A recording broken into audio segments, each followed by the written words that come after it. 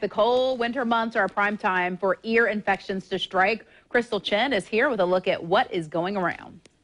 Good morning, Melanie. Well, doctors say that winter and ear infections almost go hand in hand. While ear infections are not contagious, a cold that leads to an ear infection is. Over at the Duval County Care Spot on the south side, children and adults have been coming in with ear infections. They've also seen upper respiratory infections, sinus infections, and some flu. In Clay County at the Care Spot in Middleburg, the staff there has seen strep throat, cough and congestion, and the flu as well. And in Nassau County at the Care Spot in Yulee, they're dealing with a lot of strep throat, flu, and common cold symptoms like cough, fever, and runny noses.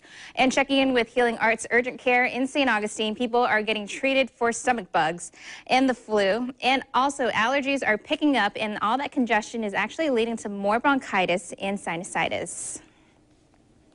So it's one of the most common and painful infections among children in the winter. Every child at some point will be at their pediatrician's office for an ear infection. But doctors are urging you to watch and wait before turning to the doctor. It's tough to see our little ones in pain, but doctors say antibiotics are not always a cure for ear infection. Antibiotics can help an ear infection get better faster.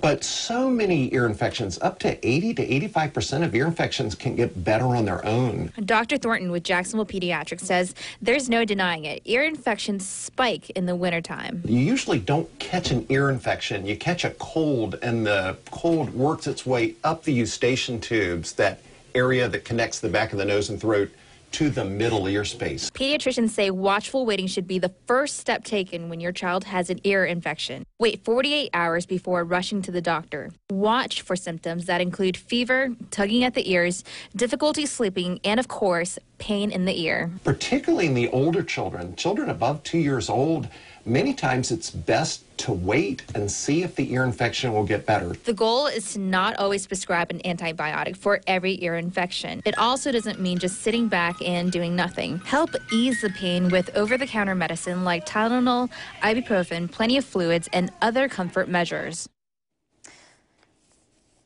So the watch and wait method should not be applied to children under 2 years old. If your child is vomiting, has high fever, or they're swelling, they need to go straight to the doctor.